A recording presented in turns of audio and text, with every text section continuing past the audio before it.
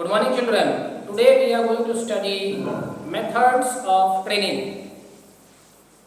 Basically, there are two methods of training: on-the-job training and off-the-job training. On-the-job training, it refers to those methods that are applied to the workplace. When the training to the employee is given while the work is going on or at the workplace, then that is called on-the-job training. It is also called learn while learning. So the training is given while the employee is working in the organization. Now there are basically 5 methods of on-the-job training. First is apprenticeship program. It puts the trainee under the guidance of a master worker. So a master worker is there. Under that master worker, the employee gets the training. This is basically done for the plumber, electrician, carpenters and other lower class of jobs. The trainee works along with the master worker for a specific period to acquire a higher level of skill. So a trainee works with the master so that the master will give him a training and he will acquire a higher level of skill. Second is coaching. In this method, the superior guide and instruct the trainee as a coach.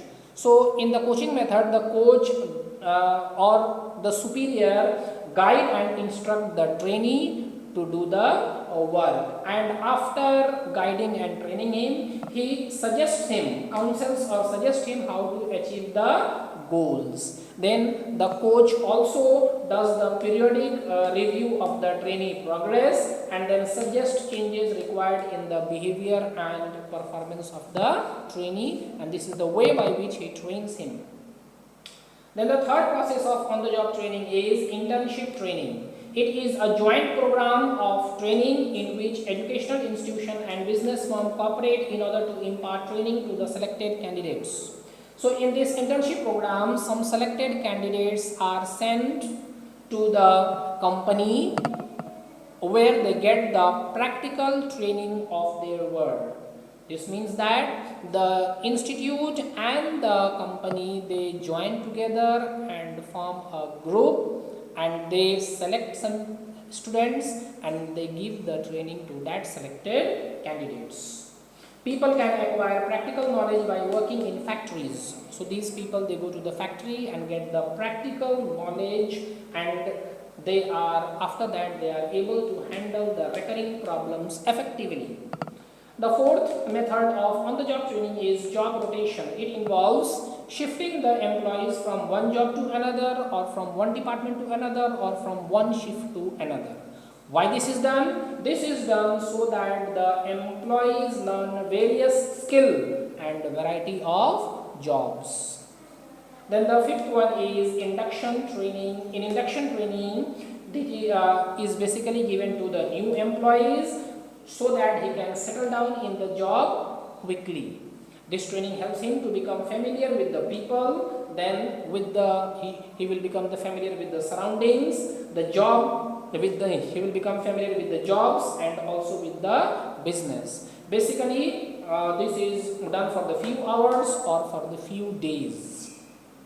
So these were all the 5 methods of on-the-job training, means training the employees at the time of actually working, at the time when he is actually working. Now, off-the-job training, there are basically 6 types of off-the-job training. Off-the-job training means training is given to the employee away from the workplace, that is learning before doing. The first one is classroom or lecture methods. The lecture or conference approach is well adapted to convey the specific information. When the specific information, rules, procedures or method is to be given to the employees, then classroom, lecture or conference method is used. The use of audio visuals or demonstration can often be very helpful at the time of presenting and making the difficult points more clear. Now, film method, it can provide information and demonstrate those skills that are not easily represented by the other techniques. When the other techniques fail and the informations cannot be helpful in developing the skills, at that time the film method is used it is always used along with the conference method, and it becomes very effective when it is used with the conference and lecture methods. Third one is case study taken from the actual experience. So case represents an actual figure of the real life problem. So whatever the real life problem of the managers are there, with the managers have experienced, a real situation or case study is made from that. The trainee study the cases to determine the problems that the manager have faced. So after studying the case, the trainee is able to determine the problems that the manager have faced. The trainee study the case to determine problems. After studying the case, he should be able to determine the problems, analyze the case, develop alternative solutions, select the best alternatives and implement it. All this is done so that the employee will be able to handle that type of problem when it will come in his real life. Fourth is computer modeling. It stimulates the work environment by programming a computer to imitate some of the realities of the job and allow to take experience of real life situation without incurring high risk or cost. So in this, what happened, the computer is programmed very perfectly, same work environment is made, and which the manager face at the time of realities of the job, and allows to take experience of the real life situation. So the trainee are able to take the experience of the real life situation as a result, and they try to solve the problem. As a result, with this the high risk is reduced and the cost is also reduced, because employee is able to face the real life situation through the computer programming, in which he is able to face the real life problem and tries to solve it. So this reduces the risk and also the cost. Now the fifth way of training the employee is vestibule training. Of the job training is vestibule training. Employees learn their job on the equipment they will be using, but the training is conducted away from the actual work floor.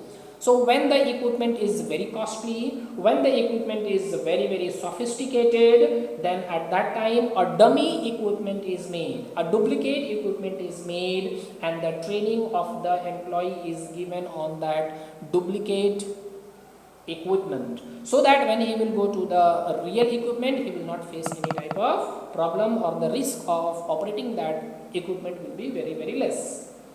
Actual work environment is created in the classroom, and employees are used to same material, files and equipment. So actual work environment is created in the classroom, and employees are given the same material, the same files and same equipment, and then they are asked to do the work.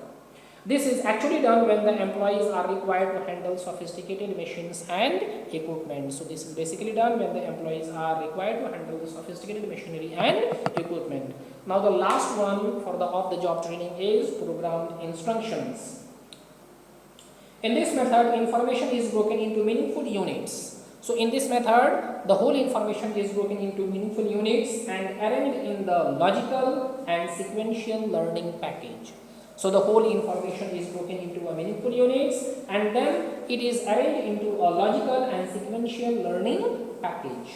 The trainee goes through these units by answering or filling the blanks. The trainee is asked to answer it or fill the blanks from simple to the complex. As a result, he becomes quite very expert. By this, we have ended the chapter staffing. In the next video, we will study the new chapter, that is directing. Thank you.